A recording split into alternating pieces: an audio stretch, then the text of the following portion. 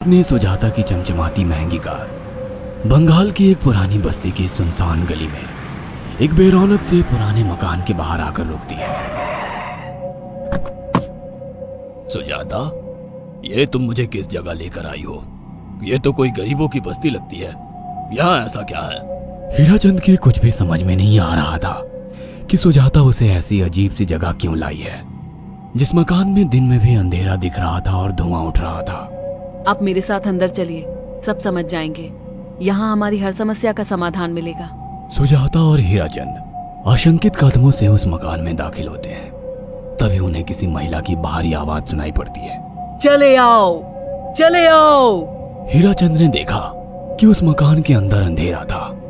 अचानक हीराचंद की निगाह एक कमरे की ओर पड़ी, जिसके अंदर हल्की हल्की सी रोशनी आ रही थी और उस कमरे के अंदर से धुआं उठ रहा था। शायद उस कमरे के अंदर आग जल रही थी। है?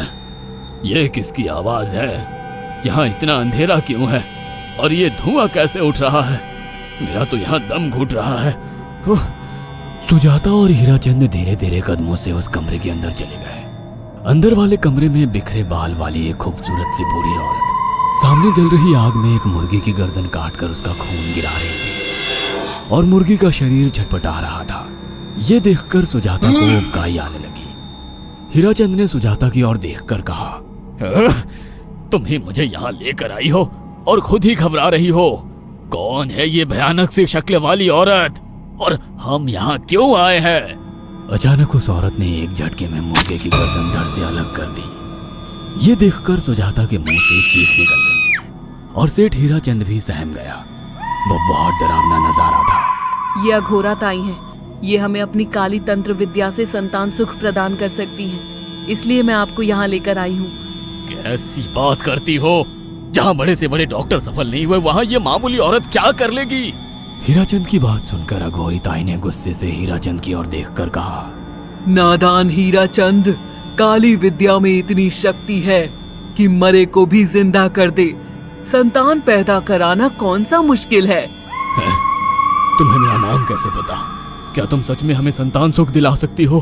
तुम जितनी दौलत मांगोगी मिल जाएगी, अगर ये संभव है तो। संतान का नाम सुनते ही हीराचंद की आंखों में चमक आ गई। वह संतान के लिए कुछ भी कर सकता था।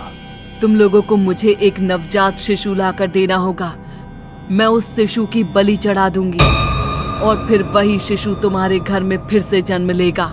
नवजात शिशु की बलि का नाम सुनते ही सुजाता और हरिचंद डर के मारे सिहर गए, पर उनकी आंखों में उनकी संतान का सपना ज्यादा बड़ा था।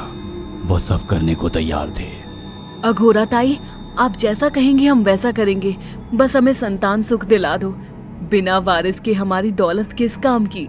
संतान सुख के लिए अंधे हो चुके सुजाता और हरिचंद अपनी नौकरानी शीला से एक नवजात बच्ची चोरी करवा के अघोरी ताई को दे देते हैं।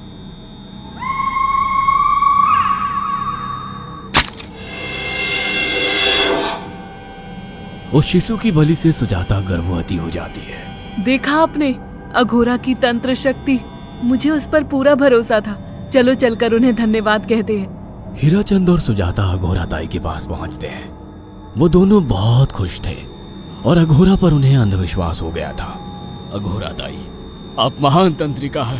आपने वो चमत्कार कर दिखाया जो बड़े बड़े डॉक्टर नहीं कर सके। ये काली विद्या है बेटा। अगर तुम दोनों चाहो तो मैं इस विद्या से तुम दोनों को हमेशा के लिए जवान बना सकती हूँ। क्या सच में ऐसा संभव है? हाँ बिल्कुल, पर इसके लिए तुम्हें जवान लड़के और लड़कियों की बलि चढ़ानी होगी। तुम उन्हें यहाँ तक लाओ, बाकी मैं देख लूंगी। जवान रहने की लालच में अंधे सुजाता और हरिचंद एक अनाथ आश्रमों से हर रोज एक लड़की या लड़के को गोद लेने के बहाने अघोरी के पास बलि चढ़ाने ले जाने लगे। और एक दिन अघोरी ताई ने हीराचंद और सुजाता से इंसानी मांस खाने को कहा।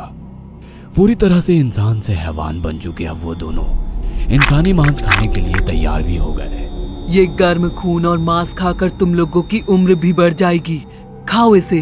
हाँ, सच में ये इंसानी मांस बड़ा स्वादिष्ट है।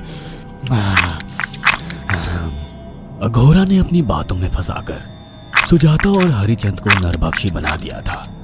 वो तीनों हर दिन बलि चढ़ाकर खून पीकर मांस खाने लगे। नौकरानी शीला भी नए शिकार लाने में उनकी मदद करती थी, मगर एक दिन शीला को शिकार नहीं मिला।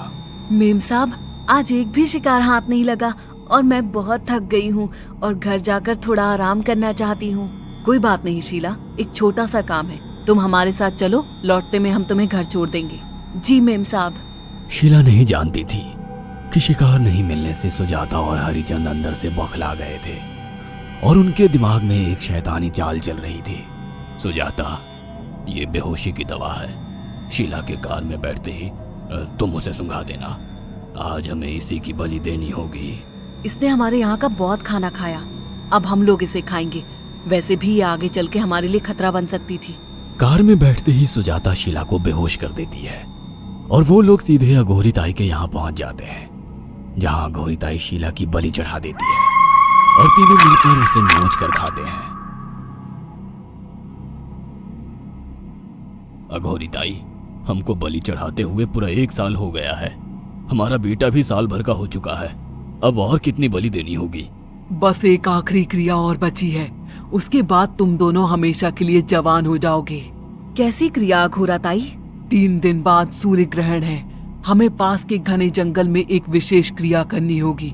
उसके बाद तुम लोग कभी बूढ़े नहीं होगे। कितना अच्छा होगा, हम हमेशा जवान रहेंगे और सालों साल तक अपनी दौलत से ऐश करेंगे। हाँ, सच कहा। अघोरा ताई ने हमारे हर सपने पूरे कर दिए। 3 दिन बाद बंगाल के बियाबान जंगल में कोहरे और ओस से भीगे पेड़ों के बीच एक घने बरगद की बेलों पर कटे इंसानी सिर लटक रहे थे, जिसमें से खून टपक रहा था। काले जादू का सामान भी रखा था। कितनी भयानक जगह है ये, हर तरफ कटे हुए सर लटक रहे हैं। थोड़ी देर में सब समझ जाओगे, बैठ जाओ और मेरे साथ ये मंत्र दोहराओ। ओ, अघोरा, ये किन लोगों की कटी हुई गर्दनें हैं? आप यहाँ क्या करने वाली हो?